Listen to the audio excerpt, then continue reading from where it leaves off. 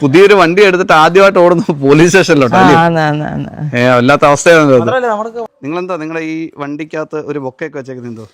ഇത് ശരിക്കും ബൊക്കയല്ല, ഇത് റീത്താണ്. ഇത് നമ്മുടെ കുടുംബത്തിന്റെ റീത്ത് വെച്ചിരിക്കുകയാണ്. അതായത് ഈ കാണുന്ന റീത്തല്ലേ? അതെ. ഓ, നിങ്ങളുടെ കുടുംബത്തിന്റെ കടുകറയിൽ കുടുംബം. പുതിയ വണ്ടി വാങ്ങിയത് റോഡിൽ കൂടി ഓടി നടക്കാനുള്ള ആഗ്രഹത്തിൽ സകല സംവിധാനങ്ങളും ഉപയോഗിച്ച് വാങ്ങിയ വാഹനമാണ്. ഒരു 9 ലക്ഷം രൂപ ഫിനാൻസ് ഇട്ടിട്ട് വാങ്ങിയ വാഹനമാണ്. കാരണം ഇതിനകത്ത് പുറത്ത് കണ്ട അവസ്ഥയല്ലായിരുന്നു. ബോണറ്റ് തുറന്ന് നോക്കിയപ്പോൾ കംപ്ലീറ്റ് സാധനങ്ങളും തുരുമ്പിച്ചും ദ്രവിച്ചും, ഈ അലുമിനിയം പാർട്സുകളൊക്കെ ദ്രവിച്ചും, ഇരുമ്പ് സാധനങ്ങൾ കുറേ ഈ വണ്ടിയുടെ ഇതിന്റെ തുരുമ്പിച്ചും ഇരിക്കുന്ന അവസ്ഥയാണ്. അപ്പോൾ ചേട്ടാ നമസ്കാരം. നമസ്കാരം. നിങ്ങളെന്താ നിങ്ങളുടെ ഈ വണ്ടിക്കകത്ത് ഒരു ബൊക്കയൊക്കെ വെച്ചേക്കുന്നത് എന്തോ? ഇത് ശരിക്കും ബൊക്കയല്ല, ഇത് റീത്താണ്. ഇത് നമ്മുടെ കുടുംബത്തിന്റെ റീത്ത് വെച്ചിരിക്കുകയാണ്. അതായത് ഈ കാണുന്ന റീത്തല്ലേ? അതെ. ഓ, നിങ്ങളുടെ കുടുംബത്തിന്റെ കടുകറയിൽ കുടുംബം. പുതിയ വണ്ടിയൊക്കെ വാങ്ങിച്ചിട്ട് റീത്താണ് നോക്കുന്നത്? പുതിയ വണ്ടി വാങ്ങിയത് റോഡിൽ കൂടി ഓടി നടക്കാനുള്ള ആഗ്രഹത്തിൽ സകല സംവിധാനങ്ങളും ഉപയോഗിച്ച് വാങ്ങിയ വാഹനമാണ്. സംവിധാനം എന്ന് പറഞ്ഞാൽ നിലവിലൊരു വാഹനം കിടപ്പുണ്ട്, അത് കൊടുത്തിട്ട് അതിൻ്റെ പൈസ ഉപയോഗിക്കാമെന്ന് പറഞ്ഞിട്ട് കുറച്ച് പൈസയൊക്കെ വാങ്ങിയിട്ട് ഒരു 9 ലക്ഷം രൂപ ഫിനാൻസ് ഇട്ടിട്ട് വാങ്ങിയ വാഹനമാണ്. റോഡിൽ വണ്ടിയിൽ ഇറങ്ങിയപ്പോൾ 11:35 വണ്ടിക്ക് വിലയായി. അപ്പോൾ നമ്മൾ സന്തോഷമായിട്ട് ബാക്കി ഭാഗങ്ങളെല്ലാം നടന്നു. ഡെലിവറി കഴിഞ്ഞ് വാഹനം വീട്ടിൽ കൊണ്ടുവന്ന് ഇതുപോലെ ഇവിടെ ഇട്ട്, അപ്പോൾ അവർ മാലയൊക്കെ ഇട്ട് നല്ല തുണിയൊക്കെ മാറ്റി കേക്കൊക്കെ മുറിച്ചിട്ടാണ് തന്നത്. ഇവിടെ ഇതുപോലെ ഈ മുറ്റത്ത് തന്നെ കൊണ്ടുവന്നിട്ട് വണ്ടി ഇട്ടിട്ട് എന്നാൽ അമ്പലത്തിൽ കൊണ്ടുപോകണ്ടേ, അതിൽ കിടന്ന മാല മാറ്റാമെന്ന് കഴിഞ്ഞിട്ട് ബോണറ്റ് തുറന്ന് മാല മാറ്റാൻ വേണ്ടി ശരിക്കും വണ്ടിയിലോട്ട് നോക്കുമ്പോഴേക്കും നമ്മൾ ശരിക്കും കണ്ണിൽ ഇരുട്ട് കയറിപ്പോയെന്ന് തന്നെ പറയാം. അതെന്ത് പറ്റി?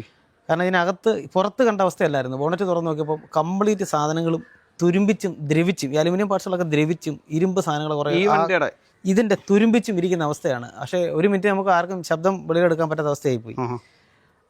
കാരണം നമുക്ക് പുതിയ വാഹനത്തെക്കുറിച്ചൊരു കാഴ്ചപ്പാടല്ലോ. നിലവിൽ ഉടനെ തന്നെ അവർ വിളിച്ച് വിവരം പറഞ്ഞു. അപ്പോൾ വണ്ടി കൊണ്ട് കാണിക്കണമെന്ന് പറഞ്ഞു. അടുത്ത ദിവസം വണ്ടി കൊണ്ട് കാണിച്ചു. വണ്ടി കൊണ്ട് കാണിച്ചിട്ട് നമ്മളോട് പറഞ്ഞു, നിങ്ങൾക്ക് ഈ വണ്ടി കാണാനാണ് തന്നിരിക്കുന്നത്, ഒരു കാരണവശാലും ഒരു പണിയും ചെയ്യരുത്, ഒരു പണിയും ചെയ്ത് തരരുത്, നിങ്ങൾ നോക്കിയിട്ട് എനിക്ക് എൻ്റെ റിപ്പോർട്ട് തരാൻ പറഞ്ഞ് വണ്ടി കൊടുത്തു. അവർ വണ്ടി ഇട്ടേക്കണമെന്ന് പറഞ്ഞുകൊണ്ട് വണ്ടി ഇട്ടിട്ട് പോരുന്നു. എനിക്കൊരു സ്ഥാപനമുണ്ട് കൊട്ടാരക്കര, ഞാൻ പ്രത്യേകിച്ച് ഒരു ഇലക്ട്രോണിക് സർവീസ് സെൻ്റർ നടന്ന ആളാണ്. വണ്ടി ഇട്ടിട്ട് പോരുന്നിട്ട് 1 മണിക്കൂർ കഴിഞ്ഞ് നമ്മൾ 2 മണിക്കൂർ കഴിഞ്ഞിട്ട് നമ്മളവിടെ തിരികെ ഞാനൊരു സുഹൃത്ത് ഞങ്ങളവിടെ ചെല്ലുമ്പോഴേക്കും ഈ വാഹനം അവർ അവിടെ നിന്ന് എടുത്ത് സർവീസ് സെൻ്ററിൽ കൊണ്ടുപോയി ആ പാർട്സ് എല്ലാം പെയിൻ്റ് അടിച്ചും പിന്നെ ബഫ് ചെയ്ത് പോളിഷ് ചെയ്ത് ഗ്രൈൻഡ് ഒക്കെ ചെയ്ത് കുറേ മെയിൻ്റെനൻസ് ചെയ്തിട്ട് അവിടെ ഇട്ടിരിക്കുകയാണ്. അപ്പോൾ അത് മനസ്സിലാവേണ്ട കാര്യം, ചില ലക്ഷണം കൊണ്ട് നമ്മൾ വീണ്ടും അവിടെ വെച്ച് ബോണറ്റ് തുറന്ന് നോക്കുമ്പോഴാണ് ഈ പണി ചെയ്ത അവസ്ഥ നമുക്ക് മനസ്സിലാവുന്നത്. അവരോട് ചോദിച്ച് സംസാരിച്ച് തർക്കിച്ചിട്ട് അവസാനം അവർ പറഞ്ഞു വണ്ടി കൊല്ലത്താണ്, നമുക്ക് ഇതിനകത്തൊന്നും ചെയ്യാൻ, അവരെ കൊല്ലത്ത് കൊണ്ടുപോകാൻ വേണ്ടി വണ്ടിയിൽ കയറുമ്പോഴാണ് മനസ്സിലാവുന്നത് ഇതിനൊരു ഡാഷ് ക്യാം അവർ തന്നെ ഫിറ്റ് ചെയ്തിട്ടുണ്ടായിരുന്നു. ഈ വണ്ടി ഇട്ടിട്ട് പോകുന്ന നമ്മൾ ആ ബലത്തില്ല, ഈ വണ്ടി താക്കോലിട്ട് ഓൺ ആക്കുമ്പോൾ ഈ ക്യാമറ ഓൺ ആകുമല്ലോ, ഇവർ എന്തെങ്കിലും ചെയ്താൽ നമുക്ക് എടുത്തുകൊണ്ട് പോകാൻ നമുക്ക് അറിയാമല്ലോ എന്ന് കരുതി. പക്ഷെ നോക്കുമ്പോഴാണ് മനസ്സിലാവുന്നത് ക്യാമറയുടെ അനൗൺസ്മെന്റ് വരുന്നില്ല. കാരണം ഈ ക്യാമറ അവർ ഊരിയിട്ടിരിക്കുക, അതിനകത്ത് പവർ സപ്ലൈ ഊരാവുന്ന രീതിയിലാണ് ഫ്രണ്ടിൽ തന്നെ അവർ വെച്ചിരിക്കുന്നത്. അത് ഊരിയിട്ടിട്ടാണ് ഇവർ ഈ പണിയെല്ലാം ചെയ്തത്. തുടർന്ന് നമ്മളിത് കൊല്ലത്ത് കൊണ്ടുപോയി അവരെ കാണിച്ചു. അവരെല്ലാം ബോധ്യപ്പെട്ടു, അവരതിന് ക്ഷമയൊക്കെ പറഞ്ഞു. പക്ഷെ അവർ പറയുന്നത് ഈ വണ്ടി പണിത് തരാം, എന്ത് പാർട്സും മാറി തരാമെന്നാണ്. നമുക്കതാണ് ആവശ്യം. എന്നെ സംബന്ധിച്ചുള്ള ഞാൻ ഒരു അതിൻ്റെ ടോപ്പ് എൻഡ് വണ്ടി നോക്കിയിട്ട് അതിന് ഈ വണ്ടി അവർക്ക് തരാനുള്ളൂ, അതിൻ്റെ തൊട്ട് താഴത്തെ വണ്ടിയുടെ ചില സ്പെസിഫിക്കേഷൻ പറഞ്ഞ് നമ്മളെ ബോധ്യപ്പെടുത്തി നമ്മൾ ഈ വണ്ടിയാണ് എടുക്കുന്നത് പറഞ്ഞാൽ നമുക്ക് ബ്രാൻഡ് ന്യൂ കൊടുത്ത പൈസയ്ക്ക് മൂല്യമുള്ള പുതിയ വണ്ടി തന്നെ കിട്ടണം. പ്രത്യേകിച്ച് ഇതൊരു ഇലക്ട്രിക്കൽ വണ്ടിയാണ്. ഇതൊരു മോട്ടറൈസ്ഡ് വണ്ടികളൊക്കെ ആയാലും ഒരു എഞ്ചിനുള്ള വണ്ടിയാണെങ്കിൽ ഒരു പരിധി വരെ ചിലപ്പോൾ ഇതൊക്കെ പറഞ്ഞാൽ നമ്മൾ വിശ്വസിക്കാം. അതായത് ഒന്ന് ക്ലാരിഫൈ ചെയ്യണം. അതായത് ഇതെന്ന് പറയുന്നത് ശരിക്കും ബാറ്ററിയും കറണ്ടും വയറും വള്ളിയും കൊണ്ട് മാത്രം ഓടുന്നൊരു വണ്ടിയാണ്. വയറും വള്ളി ഉദ്ദേശം എന്ന് വെച്ചാൽ വയറിങ്ങും മോട്ടറും സംഭവങ്ങളും മാത്രം കൊണ്ട് ഇലക്ട്രോണിക് സംവിധാനങ്ങളും വെച്ച് ക്രോഡീകരിച്ച് ഓടുന്നൊരു വണ്ടിയാണ്. ഇതിനകത്ത് ഇത്രയും ദ്രവിച്ച അവസ്ഥയിൽ ഈ സംഭവം കാണുമ്പോൾ ഇത് ഓട്ടത്തിൽ ഇതിനകത്ത് വേണമെങ്കിൽ തീ പിടിക്കാം. അതിന്റെ കാരണം എന്ന് പറയുന്നത് ഈ ഇലക്ട്രിക്കൽ സാധനങ്ങളൊക്കെ ഇരുന്ന് ദ്രവിച്ചിട്ട് എന്തൊക്കെ സംഭവിക്കും നമുക്കകത്തിരുന്ന് നോക്കുമ്പോൾ ഒന്നും മനസ്സിലാക്കാൻ പോലും പറ്റൂലല്ലോ. ഇതിന്റെ ടെക്നിക്കൽ നമ്മൾ കാര്യങ്ങൾ പഠിച്ചു വരാൻ പോകുന്നതേ ഉള്ളൂ. അപ്പൊ ഇതിനെ ഒരു കാരണവശാലും നമുക്ക് വിശ്വസിച്ച് കൊണ്ടുപോകാൻ പറ്റുന്ന അവസ്ഥ. പാർട്സ് നിങ്ങൾക്ക് മാറി കിട്ടണ്ട. ഇതിനെ പാർട്സ് മാറി ഇത് ഉപയോഗിക്കാൻ പറ്റൂല. കാരണം നമുക്ക് ഇതിനകത്തൊരു വിശ്വസനീയതയില്ല, വിശ്വാസമില്ലാത്തൊരവസ്ഥയിൽ വണ്ടി കൊണ്ട് നടക്കുന്നത് എങ്ങനെയാണ്. പ്രത്യേകിച്ച് ഒരു ഇലക്ട്രിക്കൽ വണ്ടി നമ്മൾ പലയിടത്തും കണ്ടിട്ടുണ്ട്, വണ്ടികൾ ഇങ്ങനെ പ്രശ്നങ്ങൾ വരുന്നു, തീ കത്തുന്നു. പക്ഷേ എന്തെങ്കിലും ഒരു കാരണം കാണും. ഇതും അത്ര ഒരു കാരണമാകുന്നു. ഇപ്പോൾ ഞാൻ ഒറ്റയ്ക്ക് പോകുന്ന ഒരു അവസ്ഥയല്ല, ഞാൻ ഫാമിലിയായിട്ട് പോകാനുള്ള ഉദ്ദേശത്തിൽ വാങ്ങിയൊരു വാഹനമാണ്. ഇതിന് ഒരു കാരണവശാലും നമുക്ക് ഉപയോഗിക്കാൻ പറ്റൂല. അതിനുശേഷം നമ്മളിത് പോവുകയും ഇവരുടെ യാർഡ് ഇതിനകത്ത് ചില കാര്യങ്ങളൊക്കെ മനസ്സിലായി, എന്താണ് സംഭവിച്ചതെന്നെല്ലാം മനസ്സിലാക്കിയപ്പോഴേക്കാണ് നമുക്ക് മനസ്സിലായത് ഈ വാഹനം യഥാർത്ഥത്തിൽ 1-ാം മാസത്തിൽ വന്നൊരു വാഹനമാണ്. 1-ാം മാസം പ്രൊഡക്ഷൻ ചെയ്ത വാഹനമാണ്. ഞാൻ എടുത്തത് 8-ാം മാസത്തിലാണ്. 8-ാം മാസത്തിലാണ് എനിക്ക് വാഹനം തരുന്നത്. പക്ഷേ എന്നത് പറഞ്ഞ് മനസ്സിലാക്കാതെയാണ് വാഹനം തരുമെന്ന് പറഞ്ഞാൽ. പിന്നെ ഡെലിവറി ചെയ്തപ്പോൾ തുറന്ന് നോക്കിക്കൂടെ എന്ന് വെച്ചാൽ ഇതിന്റെ ഡെലിവറി നമ്മൾ കണ്ടാൽ മനസ്സിലാക്കാൻ പറ്റും. അങ്ങനെ തുറന്ന് നോക്കത്തക്കോണം അവിശ്വസനീയമായ ഒരു സംഭവം അതിൽ കണ്ടില്ല. നല്ല ഗ്രാൻഡായിട്ട് ഷോറൂമിൽ നിന്നാണ് വണ്ടിയെ കേക്കൊക്കെ കുറച്ച് വൃത്തിയായിട്ട് തന്നെയാണ് ഈ വാഹനം അവർ ഇറക്കി തന്നത്. അതുകൊണ്ട് നമുക്ക് അത്ര ഒരു സംശയങ്ങൾ തോന്നിയില്ല. അങ്ങനെ സംശയം തോന്നുന്ന ഒരാൾ ഈ വാഹനം എടുക്കരുത്. കാരണം ഇത്രയും ഗ്രാൻഡായിട്ട് തരുന്ന ഒരു വാഹനത്തെ സംശയിക്കേണ്ട ആവശ്യമില്ലല്ലോ. സ്വാഭാവികമായിട്ടും അതെല്ലാം കഴിഞ്ഞ് ഞങ്ങൾ കുടുംബസഹിതം പോയി വാഹനം എടുത്തുള്ളൂ. ഇതാണ് ഇതിന്റെ സാഹചര്യം എന്ന് പറഞ്ഞാൽ. പിന്നെ വന്നതിന് ശേഷം നമ്മൾ ഇത് അവരുടെ ആ കാര്യങ്ങൾ പറഞ്ഞ് ഇവർ ദിവസവും നമ്മളെ താമസിപ്പിക്കുക, ഒരുപാട് അവസരം അവർ കൊടുത്തു. നമ്മൾ പറഞ്ഞു നിങ്ങൾ എനിക്ക് വാഹനം മാറി തരിക എന്നുള്ളതാണ് നമ്മുടെ ആവശ്യം, വേറെ ഒന്നുമില്ല. നമുക്ക് വഴക്ക് പ്രശ്നങ്ങൾക്കൊന്നും പോകാനുള്ള സാഹചര്യമുള്ള ആൾക്കാരല്ല, നമുക്ക് വാഹനം മാറി തരും, അത് മാത്രമാണ് നമ്മുടെ ആവശ്യം. മെയിൻ്റെനൻസ് ചെയ്ത് നമുക്ക് വണ്ടി തരണം. ഈ മെയിൻ്റെനൻസ് ചെയ്ത് അവർക്ക് തരാൻ പറ്റൂല, ഇത്രയും മെയിൻ്റെനൻസ് ചെയ്ത് വാഹനം കൊണ്ടുനടക്കാൻ നമുക്ക് പറ്റൂല. പ്രത്യേകിച്ച് ഞാൻ ഈ ഒരു ഫീൽഡിൽ നിൽക്കുന്ന ഒരാളായ സ്ഥിതിക്ക് എനിക്ക് അതിനകത്തൊരു വിശ്വാസം ഇല്ല ഇങ്ങനെ ചെയ്ത് തന്നാൽ തന്നെ. അതാണ് എൻ്റെ സാഹചര്യം എന്ന് പറഞ്ഞാൽ. പിന്നീട് നമ്മൾ നോക്കി ഇവരെ തന്നെ കൂട്ടിക്കൊണ്ട് നമ്മളൊരു സുഹൃത്തുമായിട്ട് ഇതിൻ്റെ യാർഡിൽ പോകുമ്പോഴേക്കും കണ്ടെന്ന് വെച്ചാൽ ഒരു എന്താ പറയുന്ന ഒരു ഇടിഞ്ഞു പൊളിഞ്ഞ അല്ലെങ്കിൽ ഒരു ആൾ താമസം ഇല്ലാത്തൊരു വീട്ടിൽ ഒരു 5-6 മാസമായിട്ട് യാതൊരു പരിരക്ഷയും ഈ പ്രത്യേകിച്ച് ഇലക്ട്രിക്കൽ വാഹനമല്ല, യാതൊരു വിധമായ പരിരക്ഷയും കാര്യങ്ങളും വണ്ടിയെ സൂക്ഷിക്കാതെയും അലക്ഷ്യമായിട്ട് അവർ പുറത്ത് ഒരു കാടിനകത്ത് കിടന്നതുകൊണ്ടാണ് ഈ സാധനത്തിലെ എന്തോ ജീവികളൊക്കെ കയറിയിട്ടാണ് ഇത്രയും സംഭവം നാശമായി പോയെന്ന് പറയുന്നത്.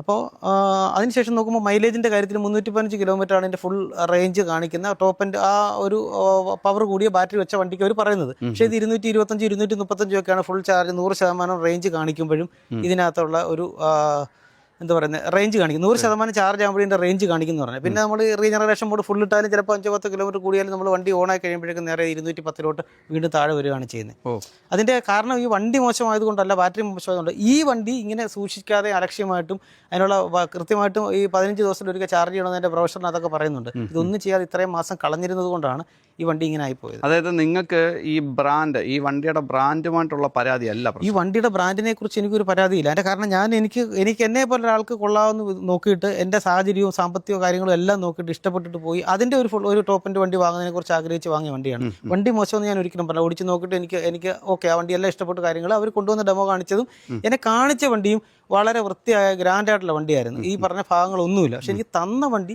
ഇങ്ങനെ ആയിപ്പോയി. അത് ഇത് ചെയ്തെന്ന് പറയുന്നത് എന്നോടുള്ള വിശ്വാസവഞ്ചനയാണ്. ഞാൻ അവരിൽ വിശ്വസിച്ച് പോയപ്പോൾ അവർ ശരിക്കും ഇത് എനിക്ക് മനഃപൂർവ്വം നഷ്ടം വരണമെന്നും അവർക്ക് അമിതമായ ലാഭം ഉണ്ടാവണമെന്നും പറഞ്ഞിട്ട് അവർ ചെയ്ത പണിയാണിത്. ഒരാളല്ല, ഇത് നമുക്ക് മനസ്സിലാക്കിയത് ഇവരെല്ലാവരും കൊട്ടാരക്കരയും അല്ലെങ്കിൽ കൊല്ലം ഇവരെല്ലാം അറിഞ്ഞുകൊണ്ട് തന്നെ. ഇത് ഞാൻ വാഹനം എടുത്തത് കൊട്ടാരക്കര ഷോറൂമിൽ നിന്നാണ്. ഇതിന്റെ ബാക്കി ഡോക്യുമെന്റേഷൻ കാര്യങ്ങളെല്ലാം വന്നിരിക്കുന്നത് കൊല്ലം ഷോറൂമിൽ നിന്നാണ്. കൊല്ലത്തെ യാർഡിലാണ് ഈ വാഹനം കിടന്നിട്ടുള്ളത്. അപ്പോൾ ഈ നമുക്ക് പ്രശ്നമുള്ളത് ഈ ഷോറൂം ഇതിനെ കൃത്യമായിട്ട് മെയിൻറ്റെയിൻ ചെയ്യാതെ തന്നു. തീർച്ചയായും ഷോറൂമിനെ മെയിൻറ്റെയിൻ ചെയ്യാത്തതിനുപരി ഇവരിത് അറിഞ്ഞുകൊണ്ട് നമുക്ക് നഷ്ടം സംഭവിക്കണമെന്ന് മനഃപൂർവ്വം നമ്മളെ ചതിക്കുവരെ ചെയ്യുന്നു പറഞ്ഞത്. നമ്മളെ സംബന്ധിച്ച് സ്വാഭാവികമായിട്ടും ഞാൻ പറഞ്ഞില്ല, ഞാൻ ഇങ്ങനെ ഒരു ഫീൽഡിലേക്ക് നമ്മളോട് ഒരാളെ അവർക്ക് നമുക്ക് വ്യക്തമായിട്ട് രീതിയിൽ എനിക്ക് തരുന്ന എൻ്റെ ഒരു സുഹൃത്താണ് ഈ വാഹനം തരുന്നത്.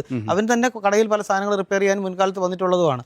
അപ്പോൾ അവന് തന്നെ അറിയാം നമുക്ക് ഈ കാര്യങ്ങൾ അറിയാവുന്നു. പക്ഷേ എന്തുകൊണ്ട് ഇതിനെ അറിഞ്ഞുകൊണ്ട് ഇങ്ങനെ മനഃപൂർവ്വം നമുക്ക് ചതിച്ചു എന്നുള്ളത് മനസ്സിലായില്ല. ചതി മനസ്സിലായതിൽ പിന്നെ നമ്മളവിടെ കാര്യങ്ങൾ പറഞ്ഞു, എനിക്ക് വാഹനം മാറി തരണം, വേറെ കാര്യമൊന്നുമില്ല, മാറി തരണമെന്ന് പറഞ്ഞു. പക്ഷേ അവർക്ക് മാറി തരാൻ ഓപ്ഷനില്ല, റിപ്പയർ തരാം. അതിനുശേഷം ഞാൻ എന്ത് ചെയ്തെന്ന് വെച്ചാൽ ഇവരുടെ പുറകെ നടന്ന് ക്ഷീണിച്ചിട്ട് ലാസ്റ്റ് കൺസ്യൂമർ കോർട്ടിൽ ഒരു കേസ് കൊടുത്തു. അപ്പോൾ കൺസ്യൂമർ കോർട്ടിൽ കേസ് കൊടുത്തതിന് ശേഷം പിന്നെ അത് കഴിഞ്ഞിട്ട് വരിക കാണാം എന്ന രീതിയിലായിപ്പോയി. അവർ നമ്മളെ അവിടെ ചെല്ലുമ്പോൾ നമ്മളെ അവർക്കൊരു പരിഗണനയില്ല. പിന്നെ നമ്മളോട് ദേഷ്യമാണ്. പിന്നെ നമ്മുടെ ദേഷ്യത്തിനുപരി ഇവർ സെയിൽസിൻ്റെ പരിപാടി കഴിഞ്ഞു. വാഹനം നമ്മൾക്ക് തന്ന് പൈസ അവരുടെ കയ്യിലായി കഴിഞ്ഞാൽ അവരുടെ പരിപാടി കഴിഞ്ഞു. പിന്നെ സർവീസിലാണ് കേട്ടി. സർവീസിൽ നിന്ന് വിളിച്ചിട്ട് നമ്മൾ ഈ കാര്യങ്ങളെല്ലാം പറയുമ്പോഴും അവർ പറയും സാറേ അത് ടാറ്റയ്ക്കൊക്കെ അന്നേരം റിപ്പോർട്ട് ചെയ്തു. അവർ പറയും സാറേ തുരുമ്പല്ല, ഇത് ഓക്സിഡേഷനാണ്, ഇതാണത്. നമ്മളിവിടെ തന്നെ കിടപ്പുണ്ട്, 7-8 വർഷമായ വണ്ടി കിടപ്പുണ്ടോ എന്ന് നോക്കി അറിയാൻ പറ്റും. ഈ പറഞ്ഞ സാധനങ്ങളൊന്നും അതിനകത്തില്ല. അല്ലെങ്കിൽ തന്നെ ഇങ്ങനെ കിടന്ന ഈ സംഭവങ്ങളൊന്നും ദ്രവിക്കത്തില്ല, അലുമിനിയം പാർട്സുകളൊന്നും ഇങ്ങനെ ദ്രവിച്ച് പോകില്ലെന്ന് പറഞ്ഞാൽ. അതിനുശേഷം പിന്നെയും ഇങ്ങനെ കൺസ്യൂമർ കോർട്ടായാൽ പോലും അതിങ്ങനെ വളരെ നീണ്ടുപോകുന്ന അവസ്ഥയാണ്. പെട്ടെന്ന് തന്നെ അവർ അദാലത്ത് വിളിച്ചു. അതിനകത്ത് തന്നെ ഇവരാരും അപ്പിയർ ആവത്തില്ല. അപ്പോൾ നമ്മൾ വെറുതെ ഇവിടുന്ന് എല്ലാവരും രണ്ടുപേരും 5-6 മാസം കൊണ്ട് ഇതിൻ്റെ പുറകെ നടക്കണം, ഈ വാഹനത്തിൻ്റെ പുറകെ നടക്കുകയാണ്. ജോലിയും കളഞ്ഞ് കംപ്ലീറ്റ് എൻ്റെ മാനസികാവസ്ഥ, കുഞ്ഞുങ്ങളുടെ മാനസികാവസ്ഥ, അവളുടെ മാനസികാവസ്ഥ, എല്ലാവരുടെ മാനസികാവസ്ഥ വളരെ മോശം. ആരോടെങ്കിലും പറയാൻ പറ്റും. ഈ ചുറ്റുവട്ടത്തുള്ളവർക്ക് പോലും ശരിക്കും ഇതിനെപ്പറ്റി ഒന്നും അറിയത്തില്ല. കാരണം നമ്മളങ്ങനെ വളരെ ഡൗൺ ആയിട്ടാണ് കാര്യങ്ങൾ കൊണ്ടു നടക്കുന്നത് പറഞ്ഞാൽ. അതിനുശേഷം ഇപ്പം പോലീസിൽ പരാതി കൊടുത്തു, കൊട്ടാരക്കര പോലീസ് പരാതി കൊടുത്തു. അവർ തന്നെ ആദ്യം വിളിപ്പിച്ചു. അവരുടെ സമ്മർദ്ദത്തിന് വഴങ്ങിയിട്ടാകണം, എന്തായാലും കൊള്ളാം, നമുക്കെതിരെ കേസ് ചീറ്റിംഗ് കേസ് എടുക്കാൻ പറഞ്ഞു. എടുത്തില്ല, വഞ്ചനാ കുറ്റം അതെടുക്കാൻ പറ്റൂലെന്ന് പറഞ്ഞു. അതിനുശേഷം ഹയർ അതോറിറ്റിയിൽ കൊടുത്തു. അതും വീണ്ടും അവർ നമ്മളെ കേസെടുക്കാൻ പറ്റത്തില്ലെന്ന് മടക്കി അയക്കുകയാണ് ചെയ്തത്. അപ്പോൾ പിന്നെ അതിന് ശേഷം ഇപ്പം ഫസ്റ്റ് ക്ലാസ് ജുഡീഷ്യൽ മജിസ്ട്രേറ്റിൽ ഫസ്റ്റിനകത്ത് ഇപ്പോൾ നമ്മൾ വീണ്ടും അന്യായം ഫയൽ ചെയ്തിട്ടുണ്ട്.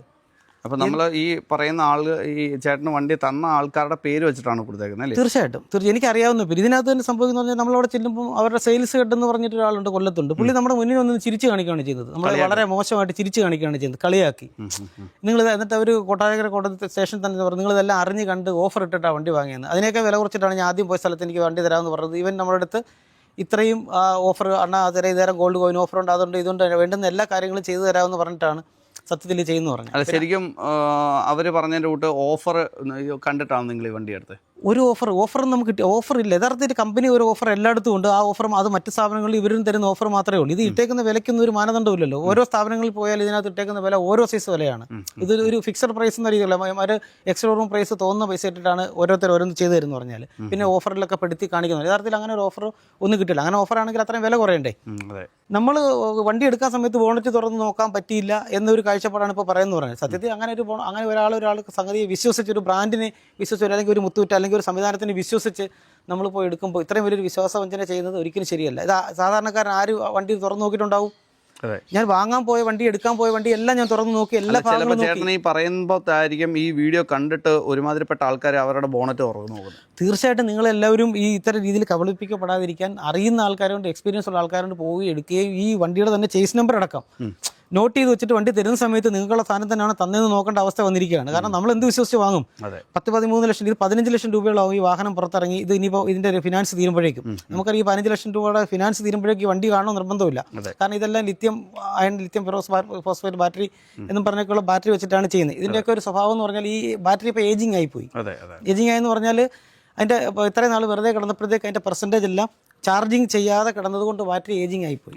ഇനിയിപ്പോൾ നിങ്ങൾക്ക് ഇത് ഉപയോഗിക്കാൻ പറ്റത്തില്ല.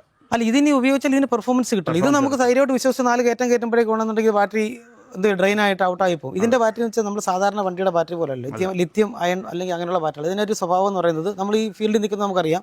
ഇതൊരു ബാറ്ററി 3.2 വോൾട്ട് ബാറ്ററി ആണെങ്കിൽ നമ്മൾ മാക്സിമം 3.5 വോൾട്ടിലായിരിക്കും അവർ സെറ്റ് ചെയ്ത് വെക്കുന്നത്. അതിനെ 3.5 വോൾട്ട് ആയിരിക്കും കമ്പനി പറയുന്ന ബാറ്ററിക്ക് വെക്കാവുന്നത്. അവിടെ കൊണ്ട് ചാർജ് ചെയ്യുമ്പോൾ അതിൽ കൂടുതൽ വോൾട്ടേജ് കയറാത്ത രീതിയിൽ എത്ര സെറ്റിംഗ് അവിടെ വെച്ചിരിക്കും. തിരിച്ച് ഡിസ്ചാർജ് ചെയ്യുമ്പോഴും ഇതുപോലെയാണ്. 3.2 വോൾട്ടാണ്, ചിലപ്പോൾ 2.5 ആയിരിക്കും, അല്ലെങ്കിൽ 2.55 ആയിരിക്കും. ഈ വോൾട്ടേജിലായിരിക്കും ലോ വോൾട്ട് കട്ട് വെച്ചിരിക്കുന്നത്. പിന്നെ ഇത് നമുക്കറിയാം 350 വോൾട്ട് ഓടുന്ന ബാറ്ററിയാണ്. ചിലപ്പോൾ ഒരു പക്ഷേ 100 ബാറ്ററി കാണും. 3.2 അങ്ങനെ പറഞ്ഞെങ്കിൽ 350 വോൾട്ട് കൊണ്ട് അത്രയും ബാറ്ററികളും ചിലപ്പോൾ കാണും. ഇതെല്ലാം സീരീസ് ചെയ്തും പാരലൽ ചെയ്തിട്ടാണ് വെച്ചിരിക്കുന്നത് പറയുന്നത്. ഇതിന്റെ ഓരോ സീരീസിലും എന്ത് ചെയ്യും, മോണിറ്റർ ചെയ്യാനുള്ള സംവിധാനം ഉണ്ടാവും. ഏതെങ്കിലും ഒരു സെറ്റ് ബാറ്ററി ഡ്രെയിൻ ആയാൽ പോലും എന്ത് ചെയ്യും, 3.2 വോൾട്ടാണ് അണ്ടർ വോൾട്ടേജ് വെച്ചാൽ അതിൽ താഴെ പോയാൽ ഓട്ടോമാറ്റിക്കായിട്ട് ഈ മോഡ്യൂൾ എന്ത് ചെയ്യും, വണ്ടിയുടെ സേഫ്റ്റിക്കും മറ്റ് ഫയർ ആവാതിരിക്കുന്ന കാര്യങ്ങൾക്കും വേണ്ടി ഇത് കംപ്ലീറ്റ് പവറും കട്ട് ചെയ്യും. അപ്പോഴാണ് വണ്ടി എന്ത് ചെയ്യും, ക്ലസ്റ്റർ അടക്കം എല്ലാം ഓഫായി പോയി വണ്ടി പിന്നെ വലിക്കൂല, വണ്ടി വലിക്കാത്ത അവസ്ഥയിലിടും. അപ്പം ഇത് ശരിക്കും കൃത്യമായിട്ട് മെയിൻറ്റെയിൻ ചെയ്ത് നമ്മൾ ചാർജിങ് ഡിസ്ചാർജ് ചെയ്ത് ഓടിക്കുന്നൊരു വണ്ടിയാണെങ്കിൽ നമ്മൾ ഈ പറയത്തക്കോണം സാധാരണ ബാറ്ററി വെച്ച് പേടിക്കേണ്ട ആവശ്യം വരത്തില്ല. അത് അങ്ങനെയുള്ള ചില കാര്യങ്ങൾ നമുക്ക് അറിയാവുന്നത് കൊണ്ട് മാത്രമാണ് നമ്മൾ ഈ ഇലക്ട്രിക് വാഹനം പുതിയൊരു സാധനമാണ്, നമുക്കറിയാം. ഒന്നിൻ്റെ ചെറിയ ചെറിയ പ്രശ്നങ്ങളൊക്കെ വന്ന് നമ്മൾ സഹിക്കാൻ തയ്യാറാണ്. പക്ഷേ ഇത് ചെയ്തത് ഒരിക്കലും അംഗീകരിക്കാൻ പറ്റില്ല. വീഡിയോ ചെയ്യുമ്പോൾ നമ്മൾ വേറൊരു കാര്യം കൂടെ പറയണം. ചേട്ടൻ ഉപയോഗിക്കുന്ന സ്കൂട്ടർ അതും ഇലക്ട്രിക് സ്കൂട്ടർ. ഞാൻ എന്നെ സംബന്ധിച്ചോളം ഈ ഒരു അല്പം പുകയും ശബ്ദവും ഇല്ലാതെ നമുക്ക് ജീവിക്കാൻ പറ്റുന്നെങ്കിൽ ജീവിക്കാവുന്ന എല്ലാ കാര്യങ്ങളും ചെയ്തിട്ടാണ് ഞാൻ ജീവിച്ചുകൊണ്ടിരിക്കുന്നത്. ചെയ്യുന്ന കാര്യം എന്ന് പറഞ്ഞാൽ അത് ഇലക്ട്രിക് സ്കൂട്ടറാണ്. അതിന് മുന്നേ ഉള്ള സ്കൂട്ടർ ഞാൻ ഉപയോഗിക്കുന്നത് എത്രയോ വർഷം കൊണ്ട് ഇലക്ട്രിക് സ്കൂട്ടർ, ഇലക്ട്രിക് സാധനങ്ങൾ ഉപയോഗിക്കുന്നുണ്ട്. വീട്ടിൽ ഉപയോഗിക്കുന്ന സോളാറാണ്. ഞാൻ സോളാർ ചെയ്തിരിക്കുന്നത് ലിത്യം ഫെറോസ് ഫോസ്ഫേറ്റ് ഏറ്റവും ലേറ്റസ്റ്റ് മോഡൽ ബാറ്ററി വെച്ചിട്ടാണ് ഇപ്പോൾ ഉപയോഗിച്ചതെന്ന് പറഞ്ഞാൽ നമ്മൾ അപ്ഡേറ്റഡ് ആയിട്ടാണ് പൊല്യൂഷൻ കുറച്ച് ഏറ്റവും അപ്ഡേറ്റഡ് ആയിട്ട് ചെയ്യാവുന്ന കാര്യങ്ങൾ. ഞാൻ ഈ സോളാർ ഇട്ട് കൊടുക്കാറുണ്ട്. പക്ഷെ അത് ചെയ്യുമ്പോൾ ഞാൻ എൻ്റെ രീതിയിൽ ഒരു സാധനം ഒരാൾ പറയുന്നതല്ലാതെ എൻ്റെ രീതിയിൽ അത് സക്സസ് ആണെന്ന് തോന്നിയാൽ മാത്രമേ ഞാൻ ഇട്ട് കൊടുക്കാറുള്ളൂ. വെറുതെ ഒരു ബ്രാൻഡ് വാങ്ങിച്ചു വന്നിട്ട് വെച്ച് കൊടുക്കുന്ന സാധനം. അപ്പം നമുക്ക് പൊതുജനത്തിനോടൊരു കമ്മിറ്റ്മെൻ്റ് ഉണ്ട് ഓരോ കാര്യത്തിനകത്ത്. ഇത് എനിക്ക് പറയാനുള്ളത്, നിങ്ങൾ എവിടെ പോയി ഇവരുടെയൊക്കെ അടുത്ത് പ്രത്യേകിച്ച് പോയി സാധനം വാങ്ങുമ്പോൾ വളരെ എന്ത് ചെയ്യണം, ശ്രദ്ധിക്കണം. കാരണം നമ്മൾ വിശ്വാസം എന്നൊരു സാധനത്തിനാണ് ഇവർ ചൂഷണം ചെയ്യുന്നത്.